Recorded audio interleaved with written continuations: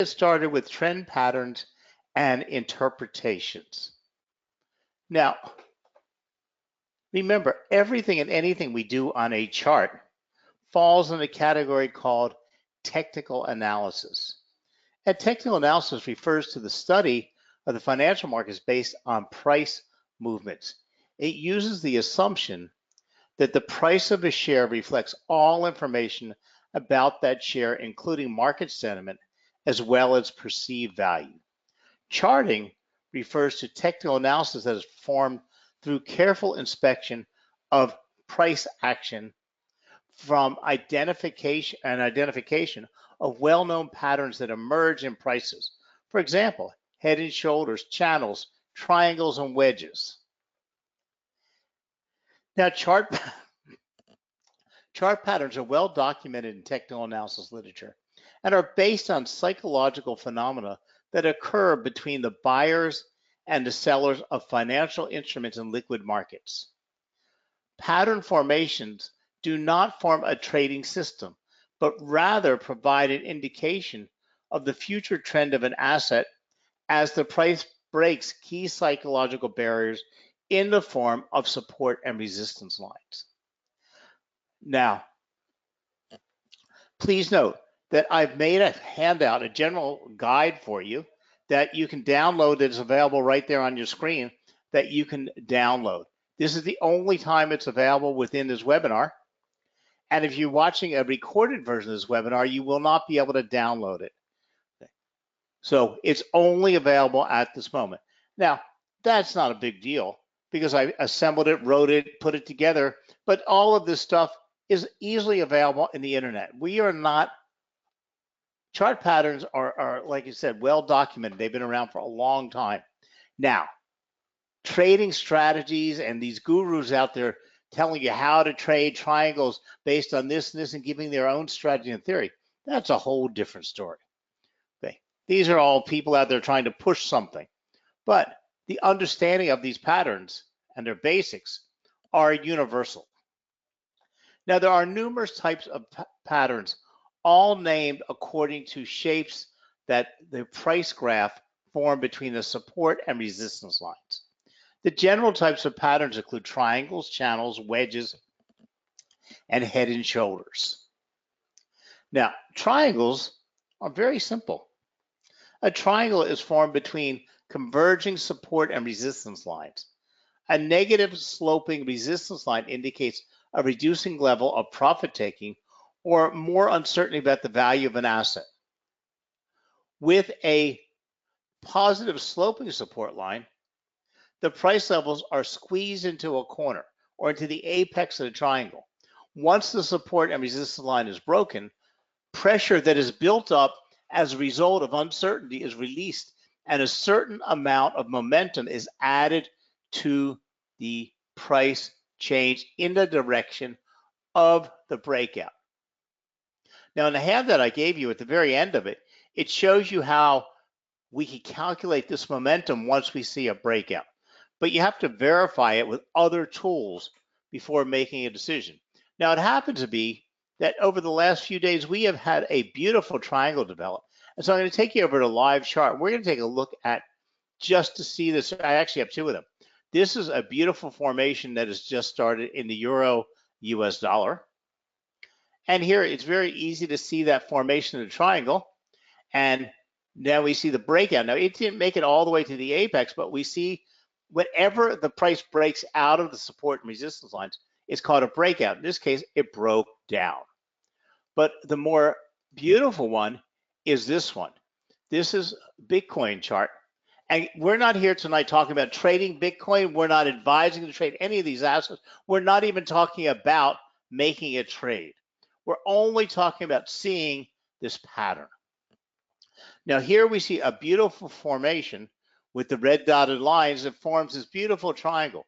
We see price break out and it broke upward, and the price of Bitcoin is still climbing steadily out of that pattern. We also see some other combinations of things, because remember, this is psychological. This is the results of buyers and sellers doing something. When price broke out of that triangle at this point, look at the surge in volume.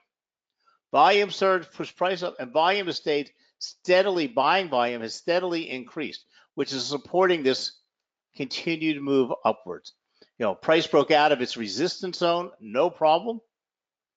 Okay. And the first signal we got was the formation of this triangle, and we were looking for price to break, and we hypothetically could have had a breakdown or a break up. But here, as it started bouncing off of the support line and moving back up, it gave us a beautiful breakout pattern. So we want to look for these in our charts.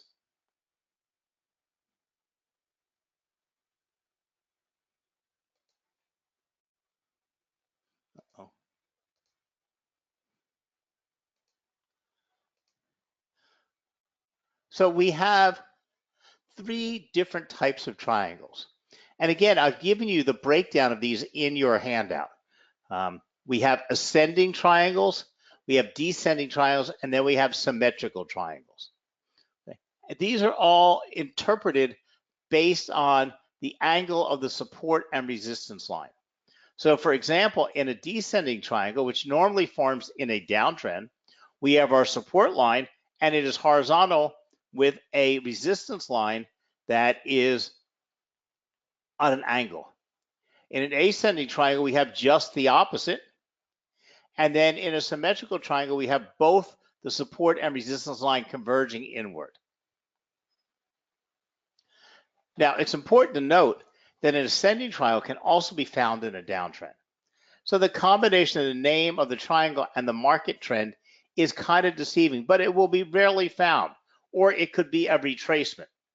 Thus, the financial asset needs to test the resistance level twice, and the asset closing price needs to be higher than the previous close. In other words, the closing price has to follow the rising trend. But next we come to volume. Volume is your key point, or your key support, your key information line, or the key information or support indicator, because when price breaks out, either up or down, we need to see that the volume starts to support that price move. Because price can break out and move right back in, or it can move up, but not have the momentum to take it anywhere. Once we see this volume is supporting the move, there are actually standard calculations we can do to formulate where an entry and exit point should be based on the momentum that is coming from that breakout. Then we also have what I call secondary chart patterns, and these are rectangles and triangles. There's all kinds of patterns, but rectangles and triangles are simply parallel rectangle support and resistance lines, and channels are upward or downward moving parallel lines that move at the same degree. So we have up channels and down channels. Down channels usually form in a downtrend, and up channels in an uptrend. And so there's all types of formations. We have rectangles, and these are sometimes referred to as flags and pennants, depending on the slope of the initial trend of the slope of the breakout. Now, flags and pennants can be defined as a bullish continuation channel down or a bearish continuation channel up.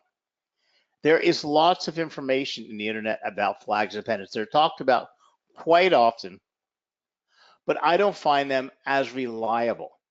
But you should know them. Then we go to wedges. To me, a wedge is simply a triangle that hasn't met together. Wedges are similar to triangles, and these patterns are formed between converging support and resistance lines. However, where the support and resistance line in a triangle have one positive and one negative slope, the support and resistance of a wedge would both have either a positive or negative slope. Wedges with positive slopes are called rising wedges, and ones with negative slopes are called negative wedges. Now, the most common wedges are found as breakouts in the opposite direction of a trend. That is, bearish breakouts in a rising wedge and bullish breakouts in a falling wedge. So in other words, as price is moving up and a wedge forms, a rising wedge, we are most likely at some point going to see a breakout downward in the opposite direction, okay, which will tell us the trend is over. Now, one of the most reliable chart patterns, and I've done a good deal for you in your handout, is the head and shoulders pattern. Head and shoulders take a while to form and develop. And that's why one of the reasons they're so reliable, because they can stop formation anytime and never complete the head and shoulders pattern. But a head and shoulders pattern, and we also have the inverse, which is the upside down one, is exactly what it sounds like. It's the head and shoulders of a person. You have a left shoulder, a head, and a right shoulder, and a neckline. The pattern starts when the price graph crosses the support line upward,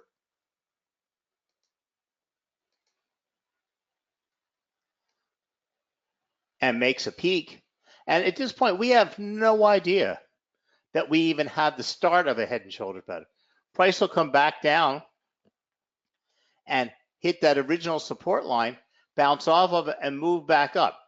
At this point, if it moves higher than the previous high, and then comes back down and hits that same support line, which now starts to be described as the neckline, because you can actually see that it's forming the neckline, and we have the left shoulder and the right shoulder formed. And again, at this point, we don't know anything.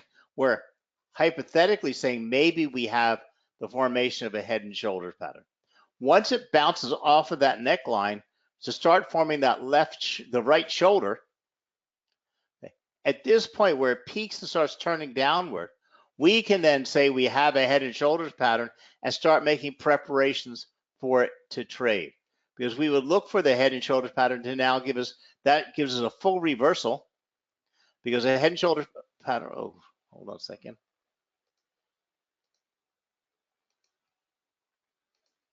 A head and shoulders pattern would be formed in the continuation, or it would have started out in an uptrend.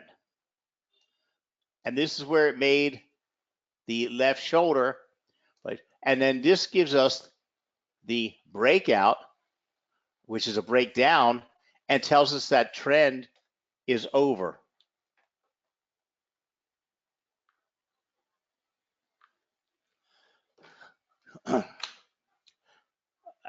So a head and shoulders takes a lot of time and movement to develop. So that means that when it's developed, it's pretty reliable. So the popular head and shoulders is essentially a triple top pattern, except that instead of the peaks hitting the same resistance level, the head peaks slightly higher than the shoulders. Now, in reality, the left shoulder and the right shoulder do not have to be the same top points, and the neckline should be a pretty relative horizontal line.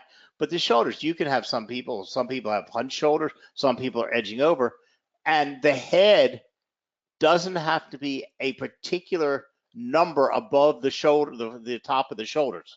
It just has to be higher.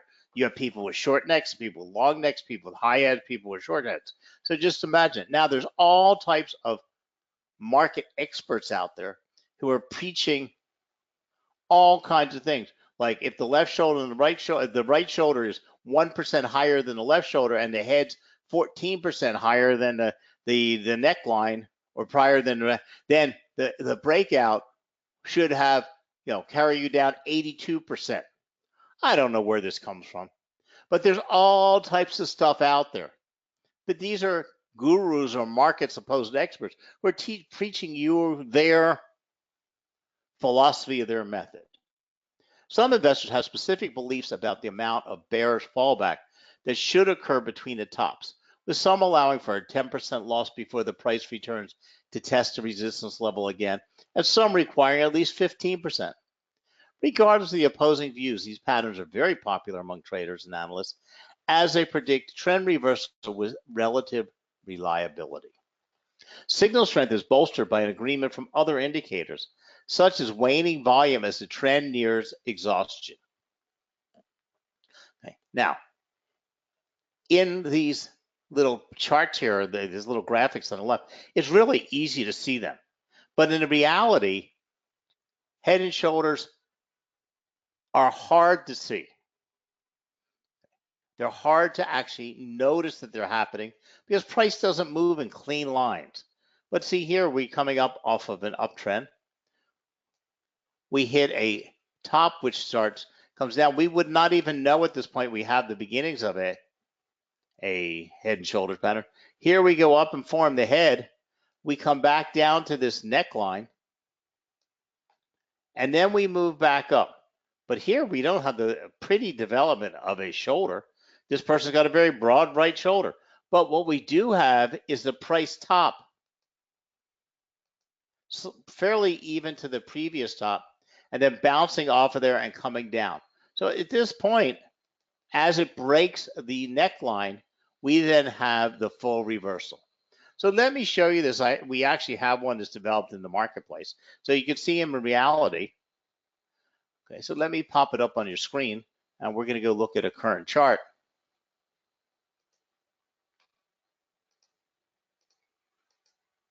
Okay, now here is the current chart for Bitcoin, and we can see an inverse head and shoulders. As you can see, you see the left shoulder form, then the head form, and then the right shoulder form. Okay. This one's not so bad or so difficult to see, but the only way you actually notice these is by drawing trend lines or support and resistance lines across the top patterns. But you see, because if you imagine them like human beings, and every human being is slightly different. We have different shoulders, we have different muscles, we have different ages. Some of us have rolled shoulders, some of us have big, broad shoulders. Okay. This is a head and shoulders. It's a left shoulder, a right shoulder, and a head. But if you just think about all the time about different people, there's no real stickly rule about it. But as you can see here, when we have price break that neckline, look what happened. This downtrend firmly was over. And look at the breakout at this point.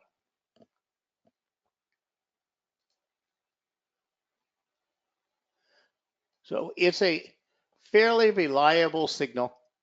And because it takes so long, look at this one. This one took each one of these candles represents a time frame. And it took all of those candles to fully develop it. So it's not something that's moving so fast that it's over before you actually see it.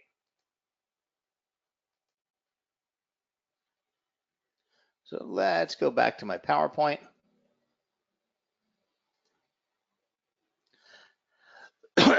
Now, there are some standard calculations. These are not a person's calculations, and they're general calculations to figure out where you can put your target level.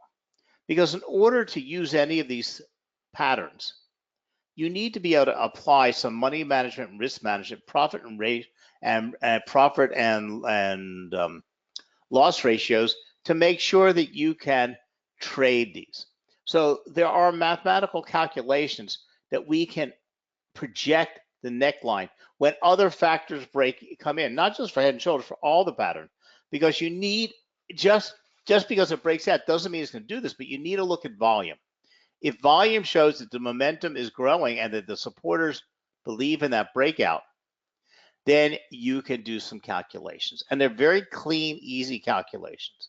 So to calculate the target price of where you think the asset will go to in a breakout of a head and shoulders pattern is simply the neckline less the head minus the neck.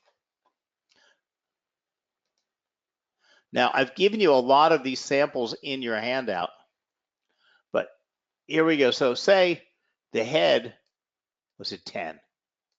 Say the neckline was at 5, and we want to decide how far it can go that will stay in the market.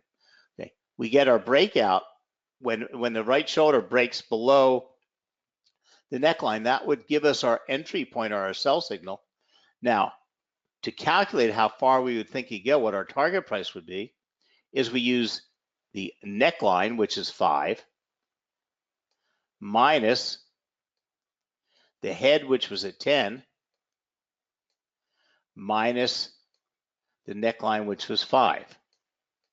So we have 10 minus 5, which is 5, and 5 minus 5, which gives a 0.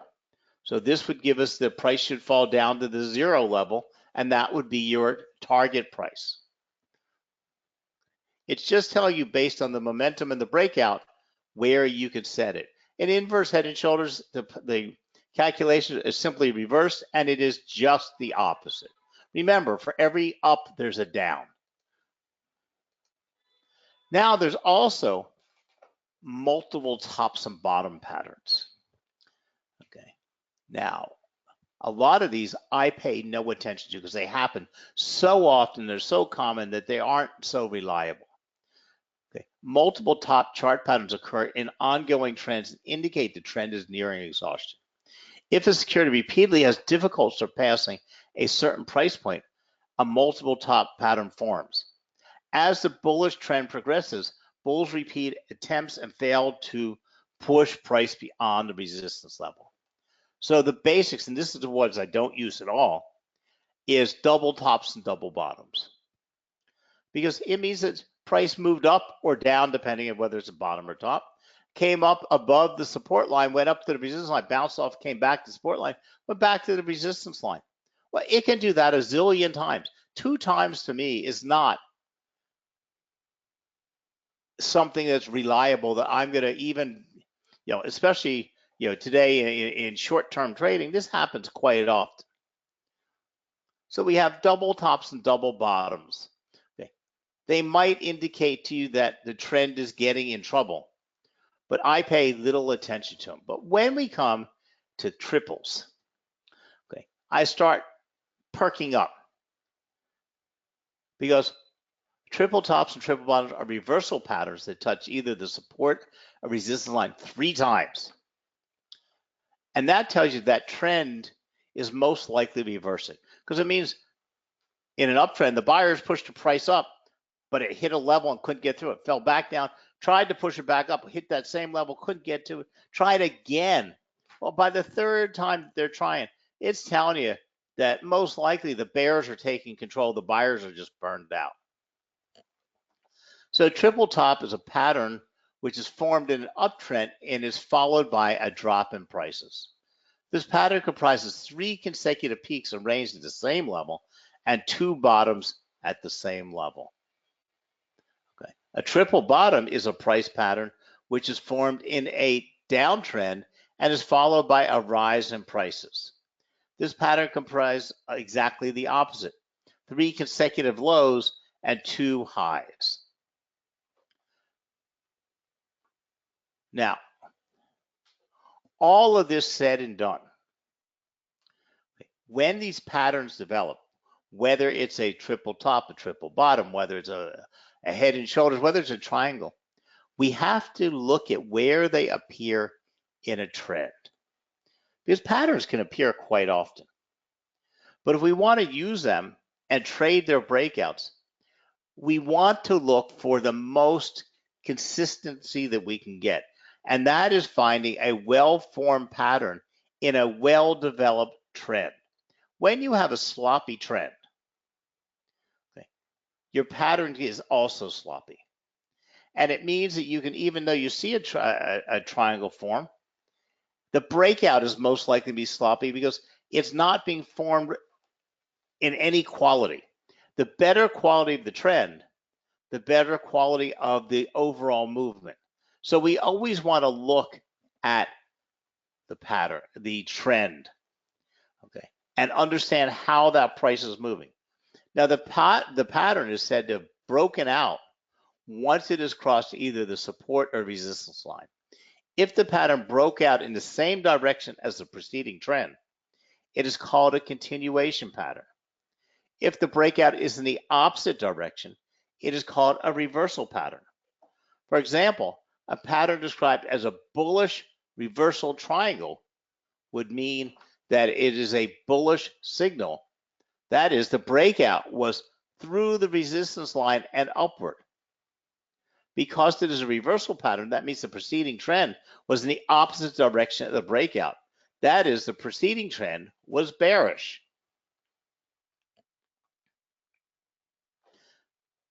So again, in your handouts, I gave you all this exact same thing as, and we've broken them down into our falling wedge, our bullish rectangle, our bullish pennant, our rising wedge, our bearish rectangle, and our bearish pennant. And I've explained to you in the handout how you could determine your stop losses and your target points and your entry points. But remember, it's always the pattern and whether it's a continuation or a reversal pattern, and which way it breaks out, and the quality of the trend that you're looking at.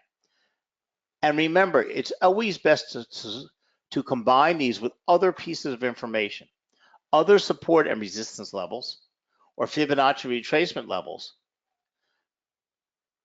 You know, we want to see some probability of when price breaks out, where it will move. If it breaks out right below a resistance line, there's a good chance it's only going to break to that resistance line and bounce off of it. Okay. If the resistance line is quite higher, much higher, then there's a good chance it's going to move all the way up to that resistance line. So again, let's go back and look at this live chart. Okay. And see, this was our clearance line, was our previous support level, resistance level. And we would have judged that this price would have moved up to this orange area here. What we see here, again, now here it broke out, came to that resistance level, and then when it broke above that resistance level, that gave you a pretty sure bet that it was going to continue moving upward. But I would have, when we had this first candle breakout, and it just, the tip of the wick of the candle only hit that resistance zone, we would have sat back and waited for it to move through that resistance zone to confirm the breakout and also the momentum of the breakout. So you need to use other pieces of information. So here we have our support line and our support zone and our resistance zone. We have our volume. And if you notice, the jump in volume didn't come at that first breakout. The jump in volume came at this level when it broke that resistance line.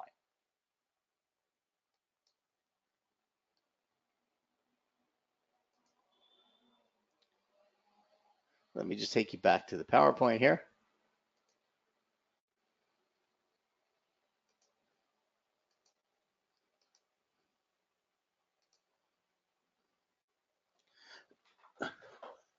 So we need to be aware of where these triangles develop. Are they in the middle of a retracement? Okay. Are they part of a continuation pattern? Are they part of a reversal pattern? Or are we using them to indicate something? Now, it's very important to use retracements to possibly develop your levels of support and resistance so that when you do get the breakouts of these patterns, that you can see where they're going to go.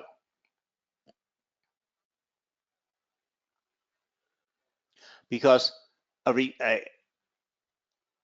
understanding retracements and reversals will help you see where price is moving to and determine where it might bounce out. Okay, because you need other supporting information. A reversal is defined as a change in the overall trend price. When an uptrend switches to a downtrend, or a reversal occurs. When a downtrend switches to an uptrend. So when we see a reversal pattern developing, we want to see that that's actually happening in the price also. And then we have continuation patterns. Technical analysis traders use the term continuation pattern to describe seemingly random price movements that can be interpreted to mean a current larger trend is likely to continue. There are both bullish and bearish continuation patterns. Any given pattern is not considered complete until the price is broken out of that pattern and resume the preceding trend. There are plenty of false breakouts and apparent patterns that form but still lead to trend reversals. So also, despite their widespread appearance, continuation patterns are still somewhat subjective. To combat possible false patterns, traders use other technical analysis and even fundamental analysis to confirm a forming continuation pattern.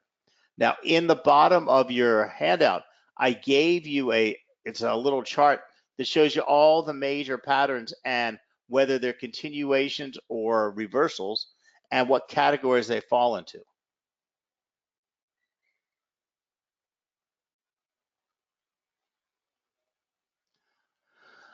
So trading breakouts is best done when the prevailing market condition is either uptrending or range bound.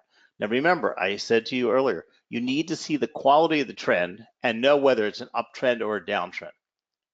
Once a resistance line has been identified, volume should be monitored very closely.